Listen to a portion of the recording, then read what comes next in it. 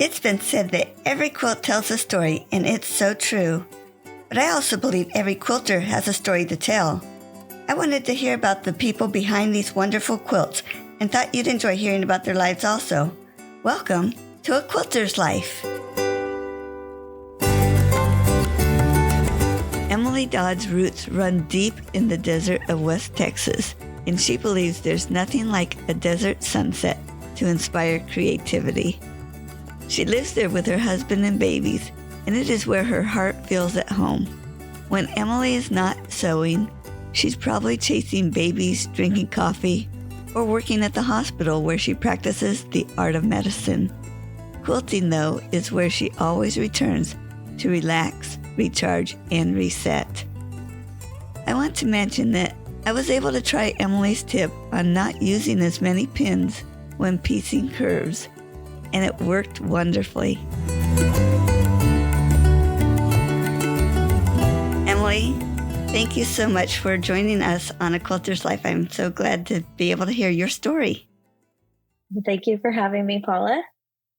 I'm not sure if I reached out to you or if you heard about A Quilter's Life through your friend Megan. Sort of both.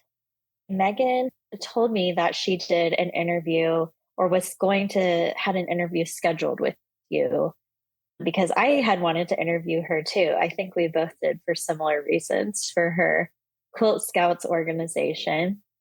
And I thought that was so cool. And so I started looking at your Instagram because that's sort of my platform of choice. And then I thought, oh man, this podcast is a lot like what I'm trying to do on my podcast. And so I sort of kind of was indirectly introduced to you that way. And then you reached out to me, and I really appreciate the message you sent me. It was so kind, saying, I'm proud of you. You're doing a good job, because podcasting is a small community, I feel like, and just kind of put yourself out there, but to kind of have a little bit of encouragement from someone who's doing it was really nice. So thank you for that. Oh, you're so welcome. And because it's true, you were doing a great job, and I love listening to your podcast. So, of course, I wanted to get to know you better. Well, I'm really glad people are enjoying it because I'm having a lot of fun making it and putting it together. So, well, let's jump back to share where you were born and raised. I was born in Austin, Texas, but I was raised in Midland, Texas, which is over kind of at the bottom of the Panhandle in what's known as the Permian Basin. So everybody kind of knows where Austin, Houston, and Dallas are vaguely on a Texas map if you're not from Texas. I am really from none of those places. So I grew up in, we call it West Texas, where there are dust storms and tumbleweeds. I remember I went to college at Texas A&M in College Station, and one of my acquaintances my freshman year, we said something about tumbleweeds, and she was like, wait, are those real? I was like, yes, they are real. So that's where I was born and raised. I've been in Texas almost my whole life. I left for a couple of years. I lived in Kentucky, but now I'm back once again out in West Texas. I'm actually in San Angelo now, which is another place that you really wouldn't know where it is. You wouldn't drive through it unless you were coming here. So here we are. I did look it up because my oldest son lives in El Paso, and it's still a long way away. Everywhere in Texas is a long way from everywhere else. But this is a fun fact. Midland was actually named Midland because it is the midway point between Dallas and El Paso. Okay. On I-20, I guess. So that makes a lot of sense. If you've driven through Texas, it makes a lot of sense.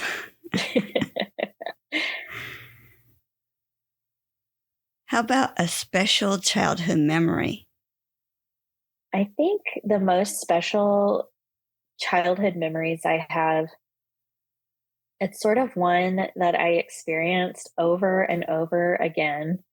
But we would every so often drive to East Texas to see my grandma. We called her Mama, and that was my dad's mother.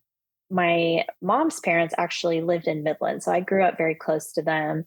And I was very close with my grandmother, my mama also, but she lived further away. So it would take us probably 7 or 8 hours to drive there after school. But I would remember as we got closer and closer to her house, the smell of like East Texas dirt and grass and trees, like a lush, really rich smell. And I remember smelling that and knowing we were really close to being there, like at her house. And I feel like that's something that I just remember so many times. I was like, oh, we're almost to Mama's house. And I think that's one of the most special things that I can remember from childhood, just because of all the kind of memories and love and fun that we had there. Wow, traveling from West Texas to East Texas, that was a long trip. Yes, it was. Usually my brother and I would be like each in a row of a Suburban. My family always had a Suburban. And we would just trek along probably 7 or 8 hours, just depending when we stopped and what we did. But yeah, it was a long trip, but worth it. Yeah, oh, yeah. Other than quilting, did you have other employment? Yes, I do. In fact, I consider quilting a love and a hobby of mine first and foremost. And I work as an anesthesiologist. I've been practicing now for almost coming on 6 years. Before that, I was a resident physician. So I almost have a decade of anesthesiology practice under my belt. That's just what I do. I technically am part-time now. So that for me, for my current job, just means I work about 3 weeks a month instead of 4 weeks a month. So, Oh, wow. I didn't know you could do that. That would be great. I mean, it's very nice. And I'm very grateful that I have the opportunity to do that with my current group. So I do feel lucky that I get to do that. When did you decide to become an anesthesiologist? When I was in ninth grade, and I remember it really specifically because I was always a very kind of driven and I guess motivated kind of person. If I'm going to do something, I'm going to do it just all out. And I was really good at science. I really liked science. I liked studying. I liked learning and all the things that I felt like, I was totally naive. I was like a middle schooler, but all those were things that I thought would make me maybe like being a doctor. And nobody in my family really was a doctor, maybe one of my cousins, but my friend's dad was an anesthesiologist there in Midland, and he kind of heard me talking about it or something. And he said, well, if you want to come, you can, you have to go through these avenues to sign up to be an official, kind of an allowed observer in the operating rooms and things like that. So I had to go through a little bit of a process. And then I got to just kind of shadow him one day when he was in the operating room, and he showed me all the different things we did, nerve blocks and intubations and all these other things that they're really standard for an anesthesiologist, but someone off the street is like kind of shocked to know that they do these things just as a matter of routine every day. So I saw what he did, and I saw how he was able to really connect with his patients kind of on a different level, even though it was a short amount of time.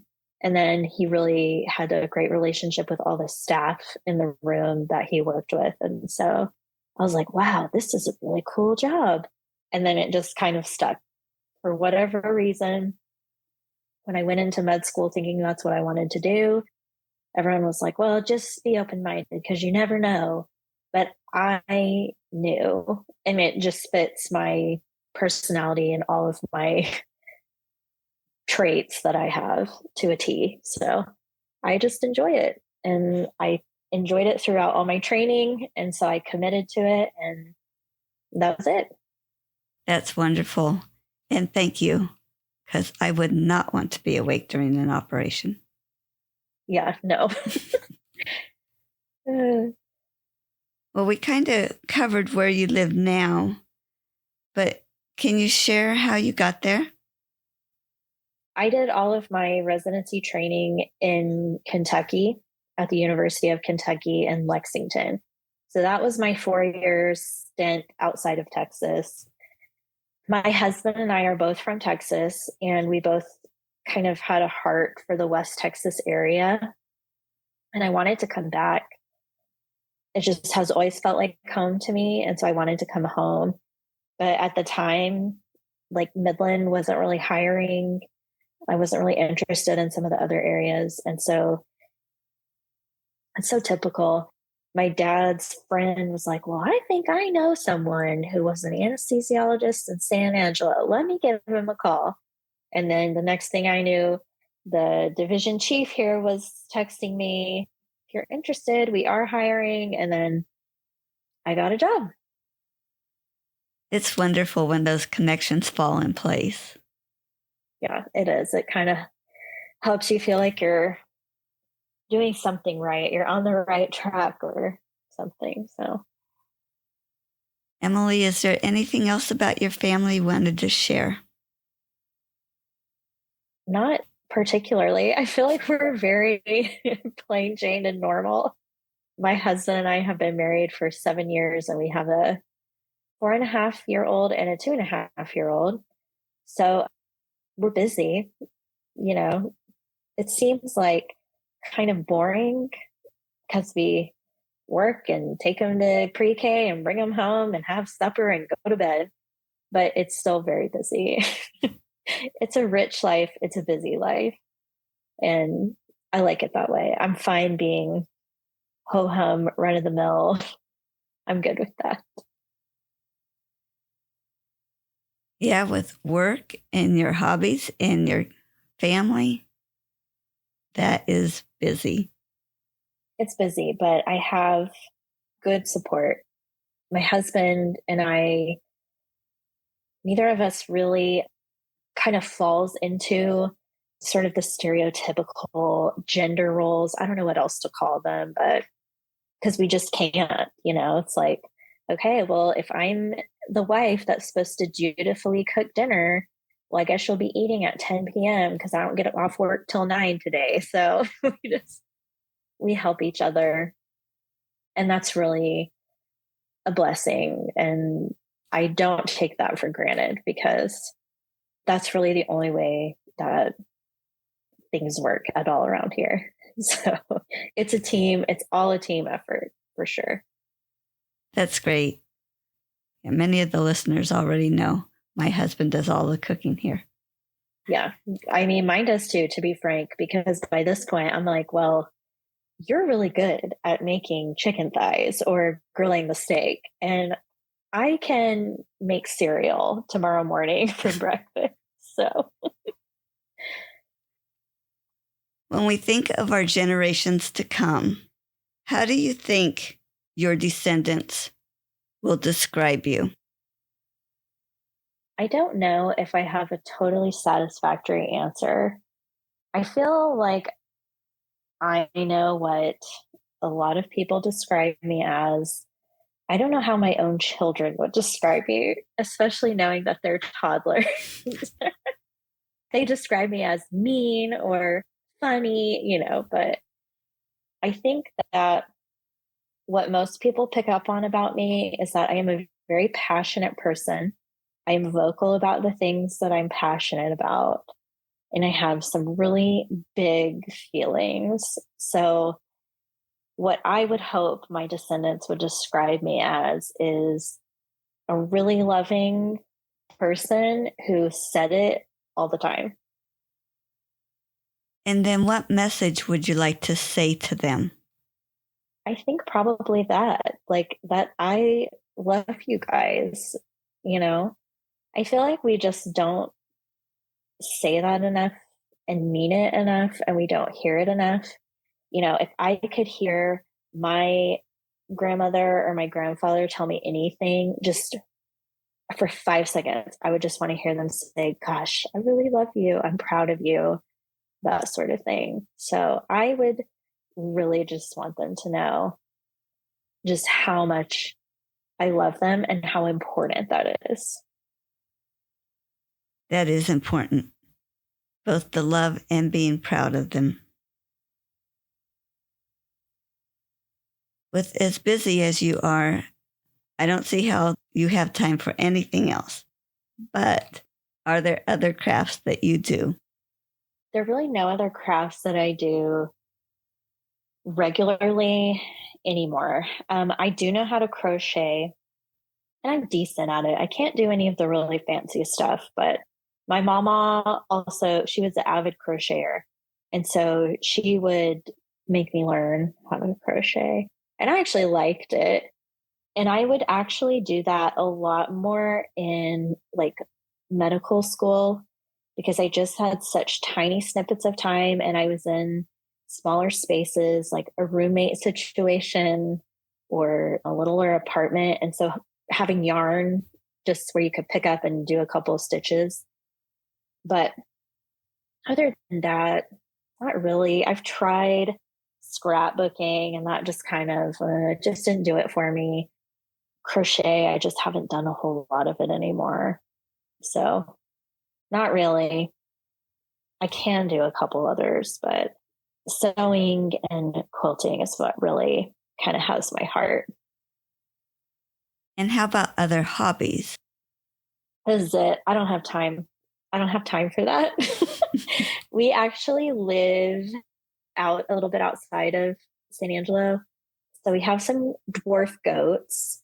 So we have some acreage, and a lot of people here have goats to help sort of manage the pasture and kind of keep some of the weeds and things down as best you can. And so we have some goats, and those actually, they are a little bit of a hobby because we've named them and we bring them up every night, check on them, it's a whole thing. Some of the goats have become a little bit of a hobby. I love to read when I can. A lot of times that means listening on an audiobook while I'm doing something, but I've always loved reading, and I would consider that a hobby for sure. So do you think any of these crafts or hobbies show up in your quilting? Maybe. I don't know. I've actually never thought about that because I do usually have a podcast or an audiobook going when I'm quilting. And maybe, I don't know, I don't do a whole lot of hand stitching. I hand stitch binding, but sometimes I wonder what my stitches look like depending what I'm listening to. That's kind of a, I feel like that's kind of a silly thing I'm trying to make scientific. I'm like, I bet if there was something really suspenseful or like anxiety provoking, my stitches would probably be kind of tight and wacky instead of calm and relaxed. But I don't know. I feel like when I'm quilting, I'm just letting go of so much besides just me.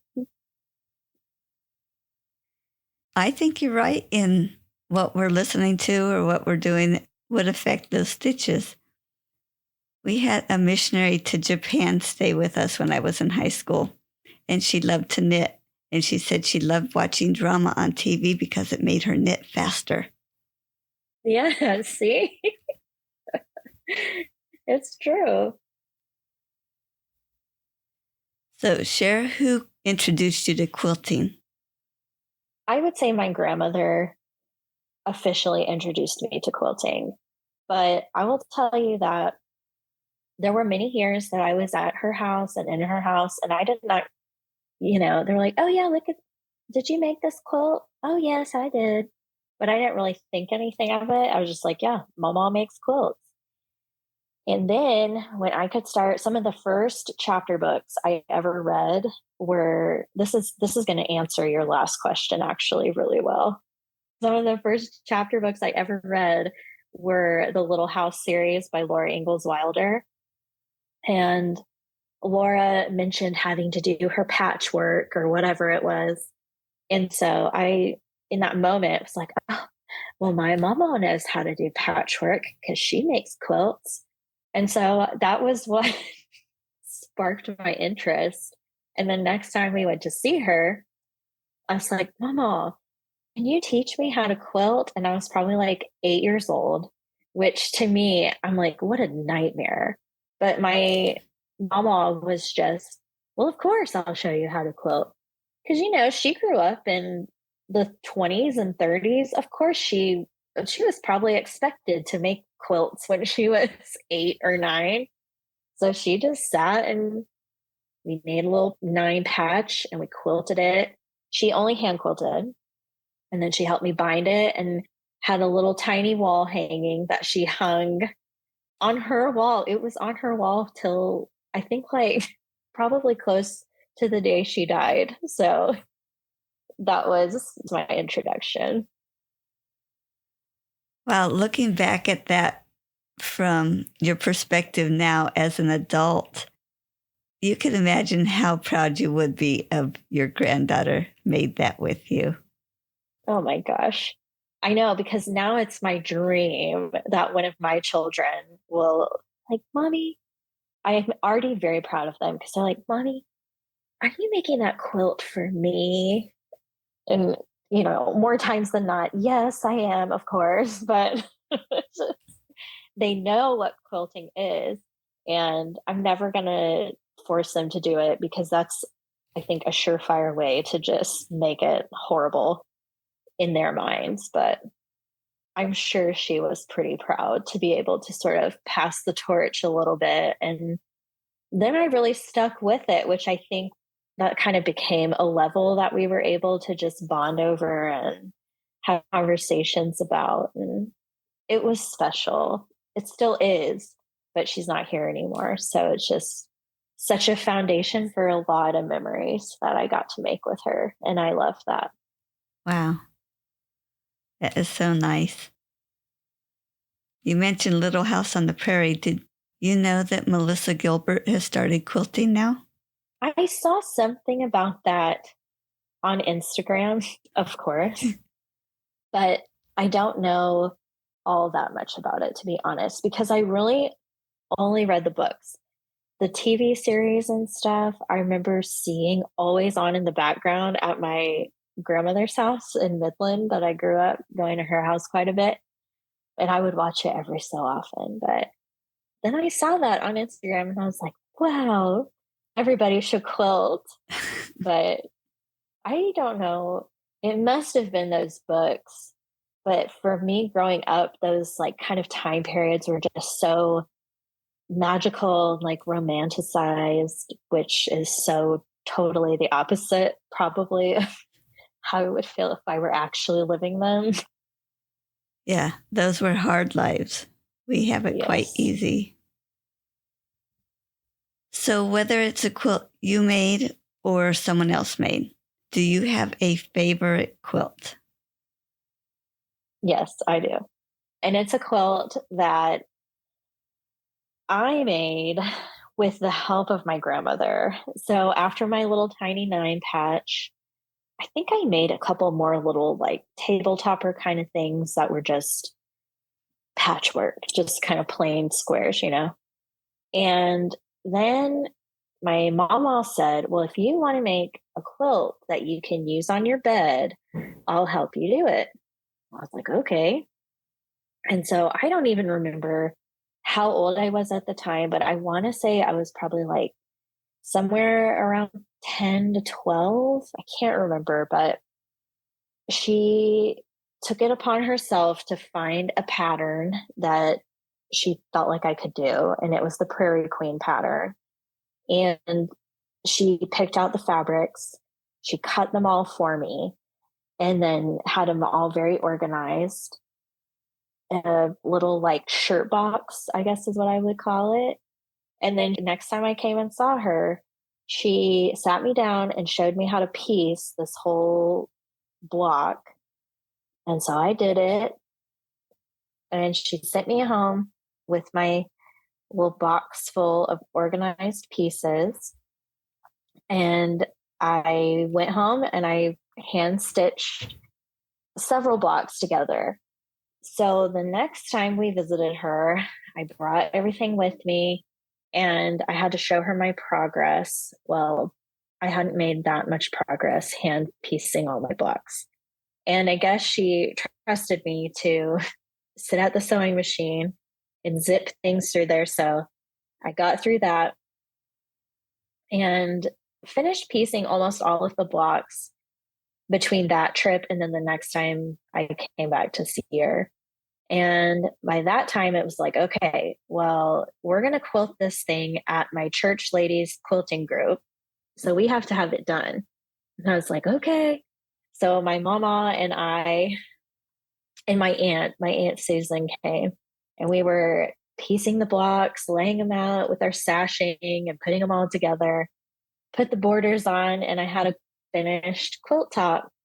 And then she took it maybe the next month to put up at her quilting. It was a quilting bee, that she had. They met weekly at her church, but every month their goal was to finish a quilt so that every month somebody new could put their project up. And it was her month coming up. So she wanted to put my quilt up. She bound that quilt for me. She did it all by hand. So it's this like double or full sized Prairie Queen quilt that is pieced by me and my mama and my Aunt Susan too, a little bit. And then hand quilted by my mama and all of her dearest friends.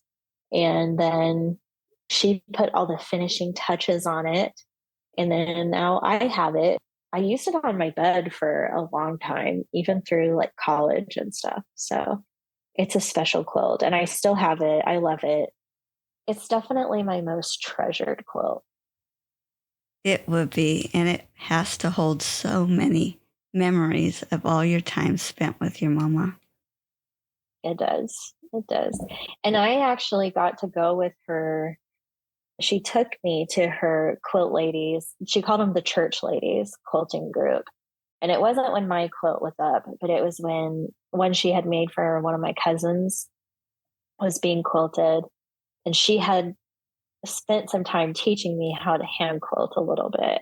And they let me quilt on that quilt. I mean, they might have gone back and ripped my stitches out. I'll never know. But I was like, I'll never forget going to quilt with her. That was fun. Wow. So you actually had to start that quilt by hand piecing, but she let you finish on the sewing machine. So you know how to hand piece, and I'm assuming then you didn't have access to all the tools we have now. Well, she never would have let me touch a rotary cutter. That's for sure. she was like, no, you're not doing it. And she shouldn't have. I was like 10 or something at the time. And I remember that because, now if somebody made all these half square triangles or all these little 4-patch units, they would have been strip piecing. They would have been using the 2 at a time method at the very least. But these were all just squares cut on the diagonal. So it's like all these things on the bias. I was piecing little 2.5-inch squares together to make 5-inch 4-patches. So yeah, I'm not sure. The other thing is my mama was super frugal. She would not spend money or time on things that just did not make sense to her. And if she didn't need it, she wasn't getting it. So I don't know what we had access to or not, but it would have been in the 1990s. So I don't know. I don't know what there was. And then a lot of my first notions and things that I got for my own little projects were just sort of hand me downs that she's like, oh, you're going to need this, take this. So even now when I quilt, I just have a mat, a rotary cutter. I use like 1 of 2 rulers. I'm just not that fancy. And it's more about the process than efficiency a lot of the time for me. but I do not hand piece anymore. I think she made me start hand piecing because she was afraid I would hurt myself on a sewing machine. But I also think once she realized that I really liked it, and she showed me how to do things, and I was able to do it her way, the way she knew I should do it. So I think she trusted me to haul off and take care of it, do a proper 1/4 inch seam and that sort of thing. That 1/4 inch seam is hard to get down, isn't it? It is. Is there a tool that is one you are just so happy you have, a favorite tool? I'm really grateful for my sewing machine, honestly. That might be a kind of trite answer, but I bought this sewing machine. So I have a FAF. I'm from Texas, so I say FAF. I know it's FOF, but I just can't make myself say that. So I have a FAF Performance 5.2, but I bought it when I was a resident. And so I was really poor. I had no business going and buying this machine. It was on sale. It was at a store that was having a big sale. And at this time, I was really getting into this, was like where I went, like quilting was where I went to really process and decompress and escape. And so I was like, I want to quilt my own quilts and I want a free motion quilt. So I found this machine. It has like an 11-inch like throat space. It sews beautifully. It's just been a great machine. Before that, I was sewing on a little, just kind of your regular old tabletop machine. And yeah, you can get the job done, but this thing, it just changed. It made everything feel so luxurious for me. And I love it. You're making me want to try one. Well, I know. And I fall in this trap a lot too. I'm like, oh man, because my local quilt shop sells Berninas. And they're such beautiful machines. I mean, you walk in and I'm like, oh my gosh, I feel like I shouldn't even touch that. Like, I shouldn't be here. But they're always like, why don't you sit down and try it? I'm like, no, I'm not going to, because I know I'll really, really like it. And then I'll just feel like I'm missing out. But I'm like, this machine I have for now, it's just doing the job, it's getting it done. So I don't know. I really like it. And shockingly, I do not regret buying it, even at that time, because it just has worked out really well. So, yeah. Tell about your worst quilting experience. So there was a time, I think a lot of more seasoned quilters go through this time where you really want to make unique things that feel like an expression of you. So you go to the store or a quilt shop or something and you buy fabric and you think, oh my gosh, this is gonna be fine, but I'm kind of scared. I don't know if I'm explaining this really well, but I'm thinking of one quilt in particular that I decided I wanted to make. It was kind of this like Southwestern design. And I was like, I think I'm ready to move beyond like Joann's quality fabric. There's nothing wrong with being a Joann's fabric quilter, although I guess they're closing now, but you know what I'm saying.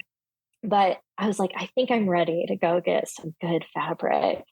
So then I go and, they have all these beautiful fabric lines and they're all together and you can see the colors all together and they're going to go together. So you buy them. And then I made this quilt and I like despise it to this day because I'm like, those colors are not me. It just was like, I felt like I kind of had to use or should use those because obviously they're nice because they're here in a quilt shop and I'm spending all this money on it. So that was something, it wasn't that horrible. It's just something I look back on and I'm like, well, I would probably do things differently. But that was kind of a part of that growing experience where it's like I put this kind of bright, almost like salmon color next to a navy, and that stuff pops so bright to your eye. Now I would never touch those two things together because that's just not my style. And not that it looks bad. I'm just like, this doesn't look like a quilt I made. It just doesn't. So that was one of them. I have a lot because for me, quilting is a place where it's okay to make mistakes and it's okay for stuff to look kind of ugly or wonky. I do not make perfect quilts. I think, well, I know it's because in so many other parts of my life, I'm so focused on detail and perfection that it's just not allowed to make human error. And quilting it for me is the opposite of that. I'm like, I'll do whatever I want. This is not permanent. This is not an emergency. Just let it ride. And I think that's pretty freeing for me. So I allow myself some freedom to try different things and to just not be perfect. And if I'm in a hurry to finish something, it may not be great. Or if I don't love it, I might not finish it. But I've kind of honed in a little bit, at least, I think, on my style and my color choices that I prefer. It is interesting looking through Instagram, scrolling down. A lot of times I'll see a quilt and think, I know whose that is before I see their name. And that gets fun because we do tend to have our own styles. Yeah, I mean, and of course we do, because I really didn't value my own quilting as an artistic expression because I was like, well, I just follow patterns or whatever. But anyone who makes a quilt, you are interpreting it in your own way and you are creating it as you see it. And so it is an artistic expression, and we all end up with our styles. I love that too when I could see, oh, so and so put those colors together. I know who meant, you can tell. Yeah, it's fun. There are so many things you can do, but you have chosen to add quilting in there. Why do you think you keep continuing to quilt when you could do anything else that you wanted? I think that's kind of going back to what I was saying. When I really got deeply into quilting was when I was a resident physician. And those were truly harrowing years. They're very hard emotionally, physically, just all the things.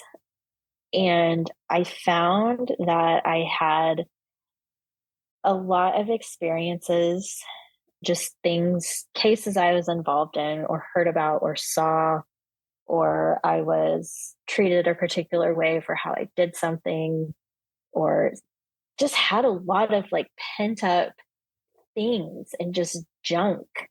I couldn't really talk to my husband about it or my family about it that much because they didn't really have kind of the experience to really understand like what I was saying. And also, I just feel like it's very dark. It's not like dinner conversation or, oh, honey, you'll never guess. Today I saw, just something horrible happen.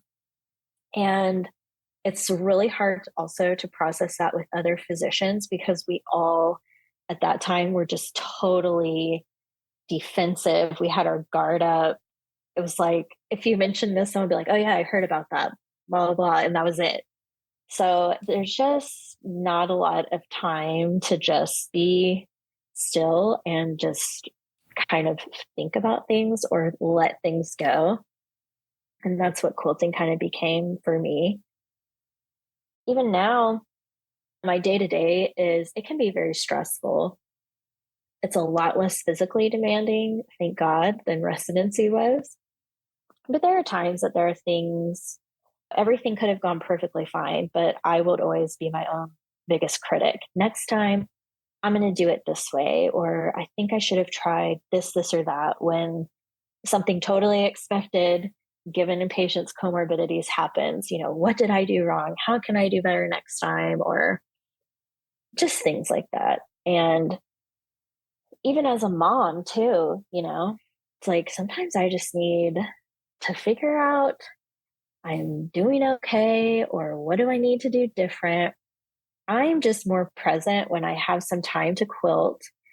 And I know it's because I have time to just kind of let some of that baggage just go. It's not like it totally evaporates, but it's gone. I mean, I'm not carrying it, I'm not weighted down by it. And I think it's because I just have moments where my mind is focused, but not in a really pressure filled way. That's 100% why I keep quilting. It just is that for me. I think those of us who quilt understand that. Yeah, that's a good point because you can't explain this to people. Like, you know, and having that creative side of my mind really activated with intention, I think it gives me a good balance. My job is surprisingly, I describe it almost as being a chef. Like there are recipes and there is a way to do things, but I have enough of experience and knowledge that I can kind of tweak things on a more intuitive, or I consider it somewhat of an artistic level. Like I practice actually the art of medicine, but it's not the same because there's always criteria. Oh, I better not do this. This time I'm going to try this. Whereas, a truly creative endeavor like quilting is like, I literally can do whatever I want and I feel excited about it, not overwhelmed by it. Who do you make your quilts for? Usually for other people. Most of the quilts I've made and just flat out gifted, like made with the intention to gift, I made for my friends or family members or things who are like having babies. A lot of my quilts I've made for like our house, throw quilts or things like that. And I really got into doing some pattern testing for certain people because I felt like that kind of forced me to try different things that I may not necessarily have done, or techniques or things like that. And so even those quilts that I have, I usually, when I'm making it, I'm thinking I'm going to give this to my kid to put on their bed or whatever. So I do a lot of times quilt for other people. But then there are plenty of quilts that I've made and we've just kept. And now I'm kind of getting a lot of those and I'm wondering what to do with them because we only have so many beds or chairs or couches that need to throw blankets or quilts on. So I'm going to have to figure that out. But Sometimes it's hard to choose which ones to keep and which ones you're willing to let go of. I know. And then I look at them and I'm like, well, I made this for me, or, thinking of it being here, or I made this for, I don't know, so and so. And I'll give certain people quilts as baby quilts because they're people that I know understand what I'm doing. Like quilting is my love language. I love you. That's why I'm making you this quilt for your baby. And they know that and they get that. I don't just randomly give quilts to people because I feel like it's a big sentiment that people might not understand or appreciate in the way that I would expect it to be appreciated. So I've given some quilts to like my brother and my sister-in-law and my mom and things like that. It's usually for someone like that. Yeah. Do you have a special quilt you're working on right now? Yes. Last year, for whatever reason, my oldest child was very smitten with The Nightmare Before Christmas. He loves the music. I mean, it was almost an obsession. And so I made him a Halloween quilt. It has bats on it. And I made it a twin size so that he could sleep under it every night when he wanted to before Halloween. And now my daughter also loves Halloween because her brother loves Halloween. And so I'm going to make her a version for her bed so that they can both have one because, you know, they have to both have one, obviously.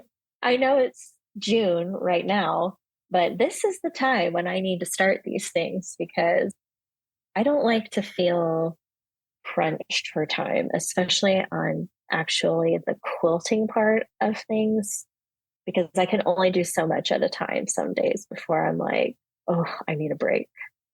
I need a stretch or sit down or something. Yeah, you want to enjoy that process. Please share a quilting tip. This is probably not as applicable to someone who quilts a lot or is a seasoned quilter. I keep saying seasoned quilter, but experienced quilter. I have friends a lot of times that say, oh, you're so good at quilting. Could you teach me how to do that? Or I don't see how you do that. I'm like, well, how I did it was I just picked something I wanted to make and I figured out how to do it. So I always tell them, like, I will happily teach you how to quilt, but you have to pick the pattern that you want to make, and I will help you choose the rest. So I just really believe if you have someone that's going to help you or like kind of a resource like that, like just pick what you want to make and make what you want to make. Sometimes it'll be hard. And hopefully, if you have a trusted mentor in a way, they might guide you and say, maybe we could try this first or something. But at least you'll have that end motivation in mind. Because I feel like so often you feel like you should just pick this basic pattern. And if you don't like it, you won't finish it. And you shouldn't because you really want to do something that means something to you. So that I think is my biggest tip. I feel like I don't have a lot of great actual technique tips. I just kind of know what works for me, given my personality and my equipment, because I feel like it's so dependent on how the stars have aligned in this situation. But the one thing that I advise people, if they ever ask me, if you're sewing curves, I think this could be controversial. The less pins, the better, because most patterns will have areas where you can trim. And I just feel like when I'm sewing a curve, if I have that thing pinned down, pinned down, pinned down, it's like I'm just forcing it to go along this one path. But if I just kind of let it go and let it happen, it comes out not wrinkled, not creased or pleated at all. And I'm always shocked. I'm always shocked at how just letting go of control kind of just lets the fabric do its thing. So that might be an actual technique tip I had. Just try sewing a curve with as few pins as possible. Interesting. Because that's the badge I'm working on right now. Conquering curves. And I have quite a few pins in it. That's interesting. Yeah. Some people swear by it and some people swear by glue basting, but I like to kind of line my pieces up. I put the concave piece on the top and I just work them through and just kind of visualize them coming together. And I don't know, it feels almost magical. But I'm like, every time it kind of amazes me because I'm like, man, that should not have come together this well, but it did. I can be a little bit of a regimented kind of control freak kind of person. I mean, but that was like a turning point for me was when I was like, man, I'm just going to let this happen. And it actually did. Wow. I don't know. My pins are working. I'm almost afraid to try that, but I might have to try it. I always have a seam ripper if it didn't work right. Yeah, it's just fabric. Maybe that should be my other tip too. sometimes it's better to just have extra fabric. Just there's a unit or a piece that's just not going, just throw it away. If seam ripping it is going to make you just so mad, and just start over, just cut you a new one. One of the things you've added to your plate is a quilting business. How did you go from having quilting as a hobby to deciding it would become a business for you? So I took a pattern writing course with Elderwood Studios. I can't even remember what year it was. It was a couple years ago. And there was a group of us there who got put in a peer group, and we just kind of stuck together. And then that was sort of a core group of people. And then I was kind of on the periphery with some others, and they sort of invited us in just from getting to know each other through maybe other designers or pattern testing or things like that. And last year in 2023, we released a sampler quilt together where we each wrote a pattern for a block that was released kind of week by week. And then we had this whole sampler quilt. It was called the Sweater Weather Sampler. It was so fun. And it was the first kind of experience I had had with putting one of my own thoughts or designs out into the world. And I probably never would have had the courage to do that had I not had my little posse beside me, kind of encouraging me and kind of guiding me along the way. But that whole process, it took us probably, close to maybe 9 months to really bring to life. After that, I had experience. I had taken the pattern writing course because I knew the kinds of patterns that I was making, and I wanted to be able to write them and document them in a way that I could reproduce them, just kind of honestly for myself. Because I really like traditional quilting and traditional quilt patterns, but I wanted to make them sort of in a fresh way that was just honestly quicker and more approachable. Like, I don't want to make 3,000 6-inch blocks. Like, I want to make 1,500 12-inch blocks or something like that. And so those were kind of the things that I was just making in my sewing room for myself. But I was thinking, well, some of these might be nice to be able to make again if I ever had a gift I wanted to make it for or something like that. So that's why I took the pattern writing course. And then I sort of got brought into the Sweater Weather Sampler. And at that point, I had actually shared a design with the world, which I think was probably the most nerve-wracking part, kind of exposing your creative heart to people. And I had a pattern that was professionally kind of edited and put together and formatted. And I thought, well, I guess I might as well make a shop and put it for sale. We decided we would have our patterns for free for a certain amount of time. And then when that amount of time ended, we would all be free to list it in a shop if we wanted. So then I just kind of from there, I was like, well, I have some ideas. And when I have an idea, I make a quilt, write a pattern, and then I will put it up in my shop. So it's sort of just, I don't want to say that it's just kind of a natural extension of what I'm doing, because it does take effort and it does take some work, but it's stuff that I enjoy doing. And so that's kind of how that evolved, I suppose. Yeah. Well, you had to name your business. What is the name and how did you come up with it? Well, I named my business Dreamland Quilting, mostly. So I'm an anesthesiologist, and at that time I had a newborn. So I was like, well, if I'm able to quilt or think about quilting, then like somebody is asleep. So in their dreamland, I don't know, it just kind of came to be. And I don't always love that name, but whatever, it's fine. It's who I am. Some people just know me as that, I guess. So it's just kind of stuck. And you talked about taking Amber Elliott's course from Alderwood Studios. you said you wanted to be able to write your pattern. You had an idea in mind, or you had written something out and wanted to write it better. How was that exactly?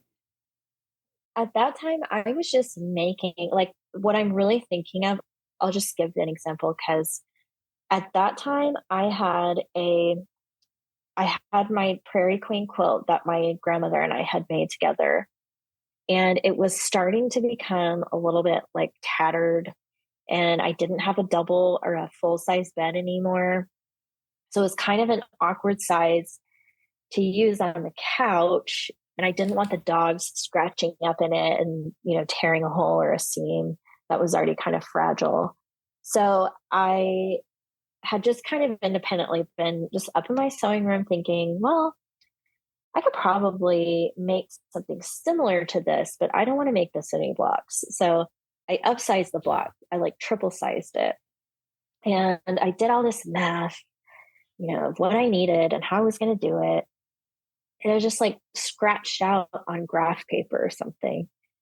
And then I started making it. And then, like we all do, there was a baby shower coming up. So I started making a quilt for this baby shower. And then I go back to look at this chicken scratched math and stuff on my paper. And I was like, oh my gosh, what was I doing?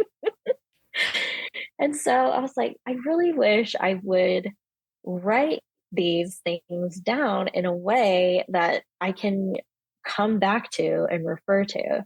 And then at that time, I had seen her pattern writing course advertised that it would be available. And I was like, well, maybe I should try that. And it was reasonably affordable. And I thought, that seems to make sense. I'll do that. And then maybe when I have these ideas, I can have at least something that's somewhat standardized so that when I go back and look at it, I kind of know what the gist of it was, not just relying on minimal notes on a piece of paper floating around on my desk somewhere. Amber was a lot of fun. I interviewed her also. That first pattern you put out there was part of your sweater weather quilt. Yes. And share how exciting it was when you realized someone bought that pattern from you. Yeah, well, I think it was more exciting just seeing a stranger make the pattern, first of all, and then say how much they loved making it. I think my pattern, it was my home heart block. And it was kind of my take on like a traditional kind of schoolhouse design. And it was like the fourth week, and my stuff has big pieces and it comes together usually pretty quickly. That's kind of it's just what I like. People were like, wow, just came together so quickly. And I just love how it was so easy to put together. The first time I saw it, that somebody had made it with their own fabrics. They didn't know me, because we had all seen each other's designs before and critiqued and helped choose colors and all these things. So we knew what each other had already made and we had seen it. But seeing someone who just didn't know me at all, they had no reason to say they liked it. I mean, really, unless they really did. And I think that was probably the most exciting thing for me. I just like almost couldn't believe it. I was like, wow, there are other people who kind of like what I like too out there. It was really exciting. That is so much fun. It really was a lot of fun. And now, to top everything else that you are busy doing, you decided to add a podcast to your list. Yes, I did. Oh, so I ultimately landed on a podcast. I don't even know why. I started to realize that one day I woke up and looked back and I was like 30 years old. And I was like, I've been quilting since I was like 8. And so that means I've been quilting for 2 decades now. And that's a long time. I mean, I think I'm a quilter. For some reason, I just kind of felt like I had a voice. And I'd always thought, well, I guess I could blog or something, and just kind of talk about my projects or this or that. But I just didn't have time, frankly. And I also didn't really know. I don't have the know how. I can do a lot of very technical things, but I cannot work with technology. And so I just was like, whatever. And then I kind of got in the Quiltstagram community, started making some friends that way. And I was involved with Sweater Weather Sampler. And then I had a shop. You have a shop, you have a website.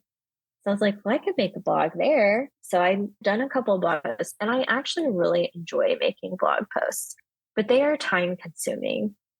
I think sometimes because I might be a little bit of a perfectionist, but I really started realizing how much I like listening to podcasts and how easy it is for me to talk. And I was like, well, why not record myself talking about quilting things? And of course, podcasting is time consuming also. It is. But I found that it's something I really like to do. I also feel like I sort of have a unique perspective and I have a unique voice. And so if people want to listen to me, I'm going to put myself out there. And so I started my podcast. It's called Patchwork Revival.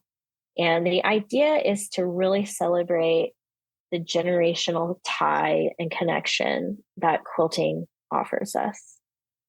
And I love it. You talk about your mama in several of your beginning episodes. And I teared up.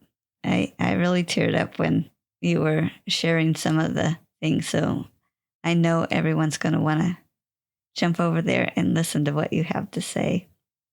And now you're spreading into talking to some guests. How's that going? It's going well. I enjoy the guest interviews a lot because I really like just talking back and forth.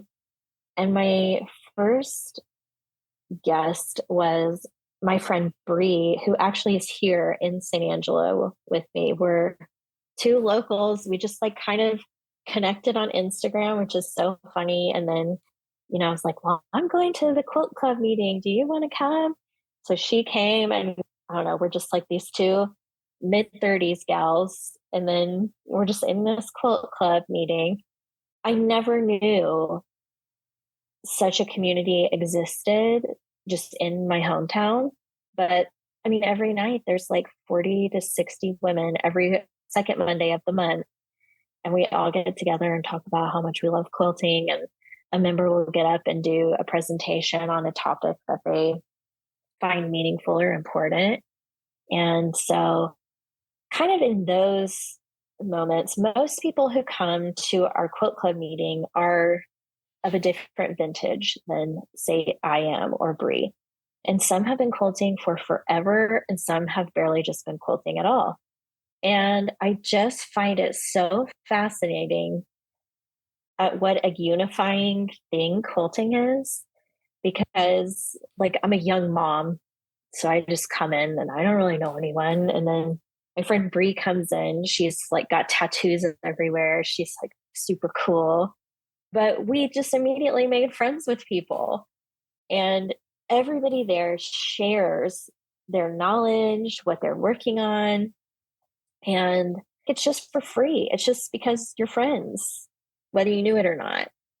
And I really think, even if you quilt by yourself in your sewing room, which honestly is what I do a lot of the time, but every time I quilt, I am with the person who showed me how to do it. And that was, for me, my mama.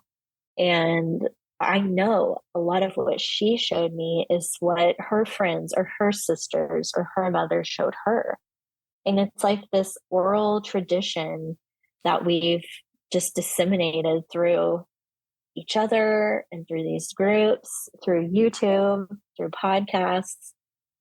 And it just kind of blew my mind. And I was like, wow, this is cool, because quilting is, it's always about more than the quilt. It's about the connection, and it's about the community. Mm-hmm. And it's for everyone. And I think that is really special. It is. Is there anything else about Dreamland Quilting or Patchwork Revival you wanted to share, Emily? I think the main thing I want people to know is just that I'm a person, and I've figured out a lot of things quilting by asking other people, and also by trying things that did work sometimes, but usually didn't work. So if you ever have a question or a thought or anything, you can always email or message me on Instagram. I am always happy to try to answer questions or point people in the right direction, because I don't consider myself a great teacher. I would love to teach people how to quilt, but I think there are people out there who are probably more gifted at that than I am. But I feel like I usually know where to point people in the right direction. So if you ever have a question or a thought, I would actually always love to talk about quilting with anyone. So my door's open. You can message me or email me and we can talk. Great. And can you share your website? Yes. So I'm at www.dreamlandquilting.com. From there, you can click on a tab called Patchwork Revival. So if you're interested in the podcast, you can go to dreamlandquilting.com and then click on the tab that says Patchwork Revival. And then there's other things on my website too, but that's where you can find me. I am on Instagram a lot. I'm at Dreamland Quilting. Great. And I am so thankful that you had decided to start a podcast and that we have another quilting podcast to listen to. I love listening to podcasts when I am quilting, and that's why I started mine. So now it doesn't just have to be me.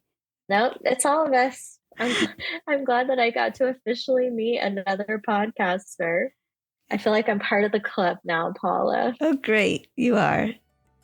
Emily, thank you so, so much for sharing your story on A Quilter's Life. It was so wonderful to have you.